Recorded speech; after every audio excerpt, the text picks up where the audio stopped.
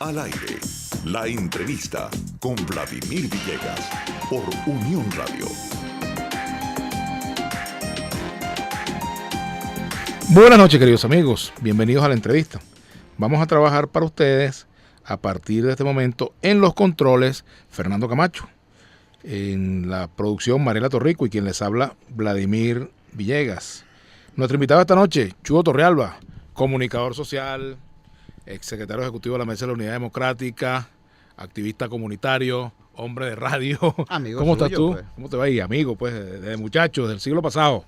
¿Cómo te va, Chugo? Tal cual. Desde que teníamos los dos cabellos. Desde que teníamos afro los dos. Así es, hace unos cuantos años ya. Tal cual, Así exactamente es. así. Bueno, muy preocupado como todo el país, quizás por razones un tanto distintas a las de todo el país. En este momento tú ves al mundo político enganchado en algunas dinámicas particulares. El gobierno creyendo que se la comió, el gobierno pensando que es la hora del autoaplauso y de la autoadulación, y felicitándose y dándose besitos. Entonces tú ves, por ejemplo, programas como el de anoche de Jorge y Diosdado, entonces cayéndose elogios mutuamente y a risitas.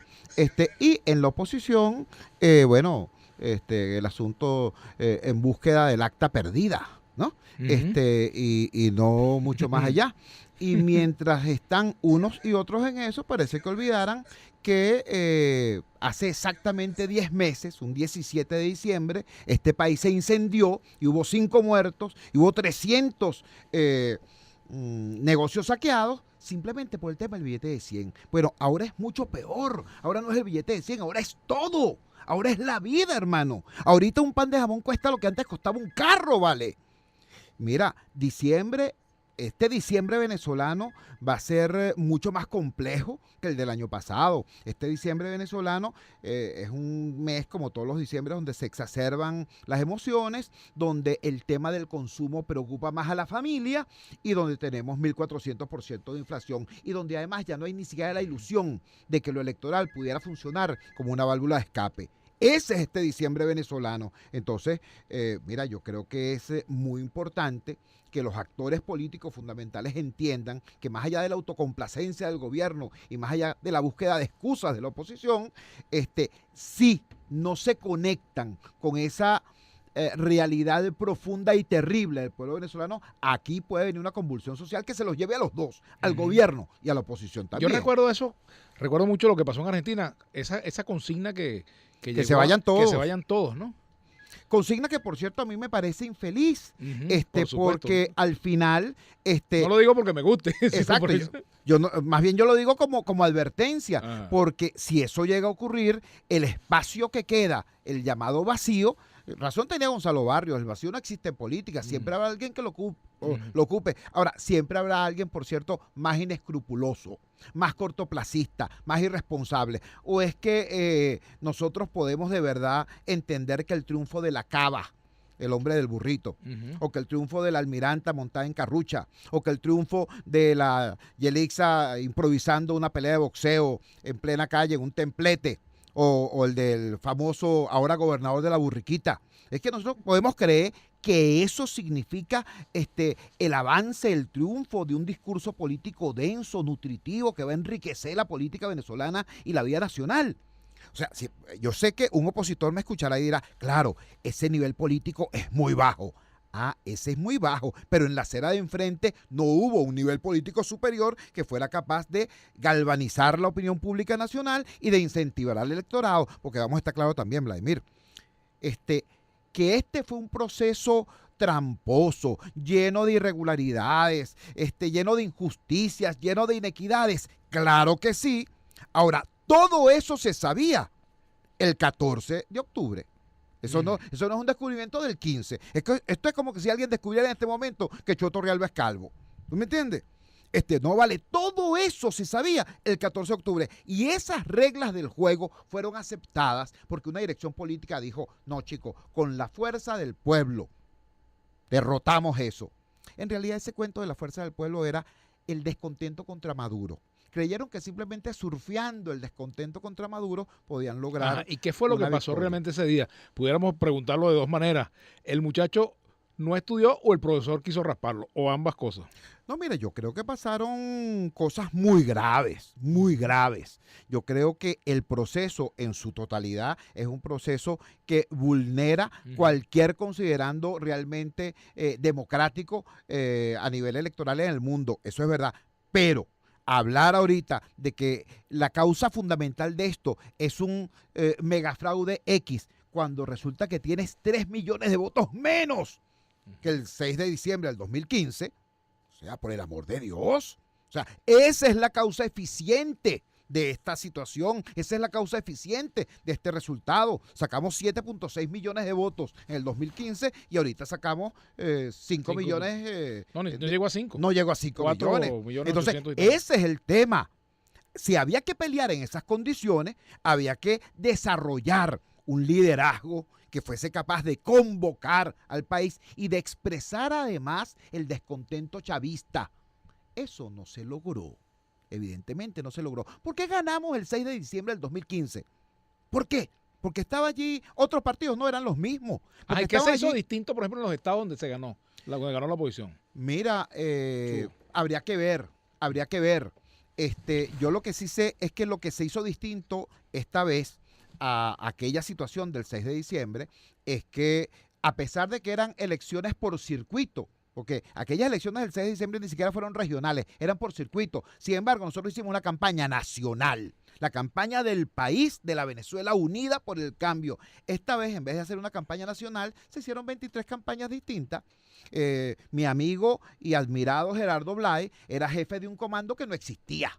No, pero lo demás lo nombraron muy tarde también. Por eso digo, mi amigo y admirado Gerardo Blay, porque lo pusieron a hacer un papel tremendamente complejo y difícil. Aquí en realidad cada candidato a gobernador tenía su comando y dirigió su campaña. Entonces perdimos la fortaleza electoral fundamental, que era el repudio a Maduro. Todo el país repudiaba a Maduro. La pelea de los aragüeños no era contra el señor de la burriquita. Y la pelea, eso es así, el repudio era contra Maduro y perdimos eso. No hicimos una campaña nacional con 23 escenarios regionales. Hicimos 23 campañas regionales perdiendo nuestra fortaleza electoral fundamental. Bueno, el otro tema es el tema social. Hicimos una campaña de los políticos para los políticos y se nos olvidó la causa profunda. O sea, los mismos que dijeron hasta hace poquito, calle, calle, calle, empezaron a decir voto, voto, voto, y se les olvidó el hambre, hambre, hambre. ¿Qué te puedo decir, Vladimir? Bueno, esa es otra diferencia sustancial con el 6 de diciembre del 2015. El 6 de diciembre del 2015 nosotros ganamos, porque ese día ganamos en Altamira, pero también el 23 de enero, ¿no? Ganamos en la Florida, pero también en Chapellín. Es decir, logramos hacer un crossover con el discurso opositor y logramos trascender los espacios de confort. ¿Cómo se explica, Chu, que en el mayor momento de descontento con el gobierno, según lo que indicaban todas las encuestas, y siguen indicando, tú haces cualquiera de las encuestas, salvo una que otra, pero la absoluta mayoría de las encuestas te hablan de un descontento con el gobierno muy elevado y de un empeoramiento de la situación social la situación individual de las familias venezolanas. ¿Por qué razón en ese cuadro la oposición pierde 3 millones de votos y el gobierno mantiene su votación con respecto al 2015? Es maravilloso haber estudiado periodismo como tú y yo lo hicimos allá en la Universidad Central, porque allí en las aulas de la Escuela de Periodismo uno aprende a hacer eso que está haciendo ahorita Vladimir, preguntar aquello que ya uno sabe la respuesta, porque es necesario que el entrevistado lo diga. Bueno, te lo voy a decir pues. El descontento es masivo, ¿no? Y eso no se expresa en un resultado electoral porque la propuesta alternativa no se conectó con el país descontento. La dirección opositora estaba conectada con el país que protestaba. El país que protestaba es heroico, es corajudo, es muy importante, es éticamente encomiable, es todo lo que tú quieras. Pero el país descontento es mucho más profundo. Y con el país descontento no había conexión. Y la conexión que había con el país que protestaba se perdió. Porque al país que protestaba tú le dijiste durante una cantidad de meses que bastaba la fuerza de la calle para parar la constituyente y eventualmente para salir del régimen. Y resulta que no pasaron ninguna de las dos cosas. Entonces, a esa gente que estaba protestando, que tú le habías dicho que solamente con la fuerza de la calle bastaba para salir de esto, de repente le dijimos, mira, ya no. ahora, mira, pasó mañana hay elecciones, vota por mí. Por supuesto, no hiciste conexión con el país descontento, con el profundo e inmenso país descontento, y perdiste la conexión con el país que protestaba. Chicos, es casi 1 millón, casi un milagro que haya sacado casi 5 millones de votos en esas condiciones. Ojo, yo no estoy diciendo con esto que no hubo fraude o que sí lo hubo. Yo estoy diciendo dos cosas. Primero, que las condiciones desfavorables, ventajistas, irregulares del proceso electoral habían sido aceptadas previamente por la dirección opositora. Y en segundo lugar, que el trabajo de conexión con el país mayoritario no se hizo. En esas condiciones no es lícito decir, la estrategia no ha funcionado. No, chicos, lo que no funcionó fue la dirección. La dirección tiene que asumir que no funcionó. Y en cualquier país civilizado, en cualquier país serio, ¿no? Cuando una dirección no logra su propósito, dice, yo me hago a un lado, ya vendrán otros venezolanos que sabrán conducir al pueblo a la construcción de las victorias que se merece. Este es el único país donde una dirección se equivoca. Se equivocó en la cosa insurreccional, se equivoca en la cosa electoral, y en vez de decir, nos equivocamos, dicen, no, estaba mala la estrategia. Nosotros somos buenos, pero la estrategia estaba mala. Chicos, por el amor de Dios, esto va muchísimo más allá de un tema, de una franquicia partidista o de un liderazgo particular. Es la esperanza de un pueblo. Venezuela como Estado nacional, como proyecto de sociedad, está en una muy severa crisis. El país se nos está yendo por un albañal. Mira, Vladimir, en mi trabajo diario en las comunidades, yo todos los días me encuentro a hogares honestísimos, honestísimos como el tuyo y como el mío, hogares muy humildes, donde de repente, ¿quién lleva el ingreso a la casa? Ahora lo lleva la niña, la muchachita, y resulta que la muchachita ahora es dama de compañía, ¿tú me entiendes? O la lleva el muchachito, y el muchachito ahora es gángster, ¿tú me entiendes? Es bachaquero. Y los padres que en otro momento hubieran puesto control sobre esa situación, esta vez tienen que quedarse callados, porque esa dama de compañía, ese bachaquero, es quien lleva el ingreso para comer. O sea, eso está ocurriendo y está generando un daño no solamente económico, sino ético, moral en el ADN del venezolano. Entonces, repito, yo no estoy hablando de que se le quite la cabeza a fulano o que fulanito de tal se haga harakiri. No, yo no estoy hablando de eso. Yo estoy hablando de la necesidad que tiene este país. La necesidad que tienen los chavistas de tener dirigentes de verdad, no como la Cava y compañía. La necesidad que tiene el pueblo opositor de tener dirigentes que sean capaces de organizar y de construir las victorias que el pueblo merece. Yo estoy hablando de eso, porque ya estamos en una situación en la que no hay para dónde seguir corriendo la arruga.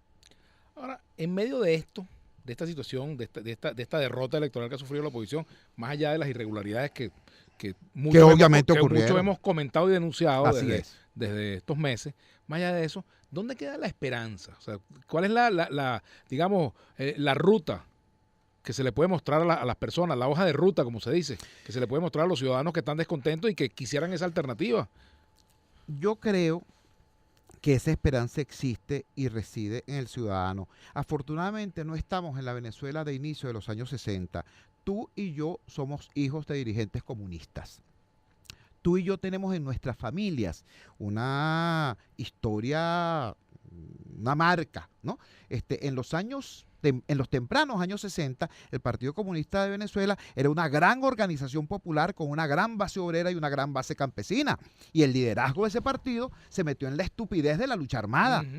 Se metieron en los años 60. En el año 63, 64 ya estaba claro que había sido derrotada la lucha armada. Sin embargo, esa dirección jamás reconoció esa derrota. Pasó la década de los 60 completa e incluso hubo unos sujetos particularmente irresponsables que extendieron eso hasta más allá de los 70. Bueno, ahí está Maduro cada vez que echa esos cuentos aprendidos, por cierto, porque él no vivió nada de eso. Son anécdotas de otros que él cuenta en primera persona. Pero, ¿qué es lo que estoy diciendo con eso? Que por no reconocer sus errores, esa dirección política llevó incluso a la muerte a cientos, miles de jóvenes. Cuando ya se sabían derrotado. Cuando ya se sabían derrotado. ¿Por qué hablo de eso? Bueno, porque en este momento una dirección derrotada, en vez de reconocer sus errores y darle paso a un cambio allí, insiste en decir que, mira, una cosa insólita, fracasaron en el planteamiento insurreccional. ¿A qué me refiero cuando digo el planteamiento insurreccional? Bueno, recuerden ustedes el discurso del 3 de julio en el Teatro Chacao. Allí las 4 frases fundamentales fueron levantamiento nacional, rebeldía ascendente, hora cero y huelga general. Eso es un planteamiento insurreccional. Bueno, fracasó la insurrección. Fracasaron ahora en lo electoral y además no les gusta el diálogo. Entonces, chicos, si tú no quieres votar, si eres malo como insurrecto y si además no quieres dialogar, ¿qué es lo que tú quieres? ¿Suicidio colectivo? ¿Que te coma el tigre? No, vale, no puede ser. El fracaso de una dirección no puede ser el fracaso de la oposición. El fracaso de la oposición no puede ser el fracaso del país, porque el fracaso del gobierno no nos puede arrastrar a todos. Hay una Venezuela que es más importante que todo eso junto. ¿Cómo se cambia la conversación? ¿A qué me refiero? ¿Cómo se coloca en el tapete la conversación que se tiene que dar en Venezuela y que está asociada precisamente a la situación de empobrecimiento, de crisis económica, bueno, de pérdida de las instituciones, bueno, todo el caos. No es tan difícil, no es tan difícil. En primer lugar, hay que sustituir la agenda de la quincalla político-ideológica por la agenda real de la gente. En segundo lugar, hay que, en vez de buscar el triunfo de tal parcialidad o tal otra, hay que buscar las soluciones a esa agenda real de la gente y hay que tener un liderazgo, hay que construir un liderazgo que exprese realmente eso. Eso es bastante más sencillo de lo que parece, pero eso no es definitivamente una cosa que pudiera ponerse a depender de la buena voluntad del liderazgo. Eso es un trabajo de los ciudadanos. Si nosotros no exigimos eso, si nosotros no reclamamos eso, nosotros vamos a tener cada vez más situaciones como esta. Yo creo que a lo mejor voy a decir una cosa impolítica, no antipolítica, por cierto. Cierto que nosotros podemos decir que tenemos hoy una crisis de liderazgo. Nada más que cuando uno escucha al presidente de la República, Maduro, diciendo que le busquen las autoridades de Facebook y de Instagram porque él los quiere interpelar, tú te das cuenta que en este país hay una crisis de liderazgo. Pero antes de la crisis de liderazgo hay una crisis de seguirazgo. Es decir, nosotros, perdónenme esa expresión que es inventada, pero es que los venezolanos hemos seguido casi cualquier cosa que se pone por delante. Mis Universos, un militar golpista, un señor montándose en un burro. Hay gente que ha seguido cualquier cosa. Nosotros tenemos que tener más autoestima como ciudadanos y como pueblo, como país. Si nosotros construimos ciudadanía, vamos a exigirme entonces mejores líderes, mejor liderazgo. Por eso yo hago lo que hago. Por eso mi pasantía por la MUD fue una respuesta a una petición y una exigencia. En la dirigencia de la MUD hay gente de todas las edades. Hay muchachos recién salidos del movimiento estudiantil, hay veteranos políticos de no sé cuántas batallas. Es que no es un tema generacional. Eso quería llegar, porque mucha gente dice, no, aquí hace falta gente nueva, gente joven que dirija. A quien diga eso, yo le quiero recordar que cuando llegaron a la vida política, Hugo Chávez, Diosdado Cabello, Jesse Chacón Escamilla, etcétera, etcétera, ellos se presentaron como la juventud militar. Ellos eran la juventud militar que venía al rescate porque los viejos estaban corrompidos. ¿Qué viejos estaban corrompidos? González Lander, que construyó el metro. Sucre Figarela, que construyó la CBG.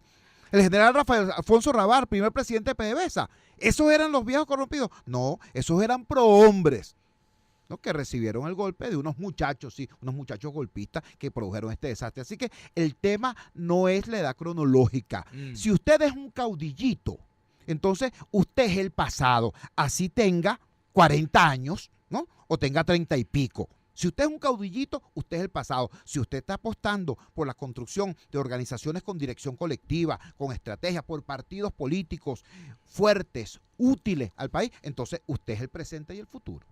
Ahora, Chu, de aquí en adelante, ¿qué hacer con la Mesa de la Unidad Democrática? ¿Existe la posibilidad de que eso se transforme en otra cosa, que se sustituya por otra cosa? Yo estoy muy preocupado por eso. ¿Es un tema de estructura o de dirigentes que están allí? Yo estoy muy preocupado por eso. La Mesa de la Unidad Democrática fue objeto de una operación de licuado. La MUD derrotó a Maduro, la MUD derrotó a Chávez, pero luego la MUD fue licuada desde adentro. Hubo gente que dijo, no solamente hay que sacar a Chotorrealba, además hay que desaparecer la Secretaría Ejecutiva. No hay que tener vocería única, que sea vocero quien quiera, el que le caiga la chupa. Después la misma las mismas siglas de la MUD fueron desaparecidas. Yo quiero recordarle a todo aquel que me escuche que en la boleta de votación del 16 de julio la palabra MUD no aparecía. La boleta de votación estaba firmada por un fantasmal Movimiento Libertador, ¿se acuerdan? Es decir, la MUD fue licuada. Entonces, eso nos trae a esta situación. A lo mejor entre abril y julio hubo algún caudillito que decía, si yo licuo la MUD, chévere, porque entonces puedo manejar la oposición como me dé la gana. Pero ahora que está pasando esta crisis, ahora se ve, caramba, cuánta falta hace una estructura que tenga una dirección colectiva y una vocería coherente que oriente el asunto. Entonces, yo creo que eso hay que rescatarlo. Ahora, ¿se llamará MUD? No sé, porque la magia de esas tres letras tenía básicamente dos dimensiones. Una electoral, es decir, la MUD era la tarjeta que fue capaz de derrotar al PSUV. Ahora que tenemos unos dirigentes que dicen que votar no importa, porque la estrategia está en cuestión, caramba, o sea, unos dirigentes que han convencido a su propia base de que votar no es tan relevante hasta el punto que los abandonaron 3 millones de votantes. Entonces, habría que revisar eso. La otra importancia de la MUD es la importancia internacional. Esas fueron las tres letras que lograron reconocimiento internacional. Eso, desgraciadamente, por no tener cancillería, ahora resulta que tenemos a Almagro regañando a la MUD, el Papa desconfiando de la MUD y la MUD desconfiando del Papa, la Unión Europea diciendo fraude. Vamos a ver, hay que investigar primero si eso es verdad, ¿no? Y Trump no es que apoya a la MUD, Trump está en su juego y se lleva por el medio lo que sea. Entonces, esa es la importancia, las dos importancias fundamentales de la MUD como branding, como marca. El tema electoral y el tema internacional. Y ambos están en cuestión precisamente por los errores de la misma MUD. Chugo Torrealba, terminando, ¿al corto plazo eres optimista o no? Yo siempre seré optimista. Yo soy venezolano, yo creo en mi país, yo creo que este es un pueblo espectacular. Yo creo que aquí ha habido gobernantes malísimos, terribles. Y este país siempre ha salido adelante. ¿Por qué? Porque la historia de Venezuela no es la historia político-militar, es la historia del país, es la historia de la gente que es capaz de construir. Entre tanto matarife que hubo en el siglo XIX, resplandece Andrés Bello, ¿no? Por cada Maduro que hay por ahí echando broma en el mundo, hay centenares de miles de venezolanos produciendo, haciendo hazañas en la ciencia, en el deporte, en la música. Bueno, yo a ese país le apuesto. Esto va a pasar. Esto va a pasar. Ceder a la frustración es un error. La salida no es maiquetía, porque en cualquier país del mundo te vas a encontrar problemas y esos problemas te los vas a encontrar lejos de tu idioma, lejos de tu familia, lejos de tu querencia. La salida no es maiquetía. La salida es construir en Venezuela un país del primer mundo. Y así cortico, Chugo, si el presidente Maduro propone y el CNE acepta la convocatoria de las elecciones de alcaldes para el mes de diciembre, como se ha dicho, hay que participar. La Mira, tiene que no participar. solamente las elecciones de alcalde. Yo creo que está planteada la posibilidad de que el gobierno llame a un adelanto de elecciones presidenciales. Yo creo que eso pudiera estar planteado. Y yo, Jesús Torrealba, no le va a regalar una elección al gobierno en ninguna condición. Elección que convoquen, mira, de reina de carnaval, de Miss, de junta de condominio, de lo que sea. Nosotros, chicos, y lo voy a decir por aquí, por la calle del medio, nosotros como humilde red de dirigentes comunitarios nos metimos en un esfuerzo y el gobierno tuvo que paralizar la elección de los voceros de los consejos comunales porque elección que hacían se las ganábamos. En el 23 de enero se las ganábamos. Así que, bueno, esa es mi respuesta. Si lo convocan, le damos. Ahora, siempre pelearé porque haya garantías electorales. Siempre pelearé porque haya condiciones más o menos decentes de lucha, pero jamás le echaré la culpa a la gente. Sí, la dirección tiene que responderle a los ciudadanos. El presidente Maduro dijo hoy, saludos a mi amigo Chugo. El presidente dijo hoy una gran cantidad de cosas que dan pena. Yo no tengo enemigos, yo tengo compatriotas. Ojalá que llegue el momento en que un presidente de la República no se considere a sí mismo una raya, ¿no? Para estar rayando gente. Dice, si yo digo que Vladimir Villegas es mi amigo, entonces voy a rayar a Vladimir Villegas. Ojalá que llegue rápido el momento en que un presidente de la República invite a los ciudadanos a conversar y eso sea motivo de orgullo para el ciudadano que es invitado. Muchas gracias, Jesús Torrealba, ex coordinador de la Mesa de la Unidad Democrática, ex secretario ejecutivo de la MUD, bueno, periodista, activista comunitario. Gracias por habernos acompañado, Chugo. Un gran abrazo, hermano querido. Y a ustedes, queridos amigos, los invitamos para que sigan en sintonía de Unión Radio y siempre de la entrevista.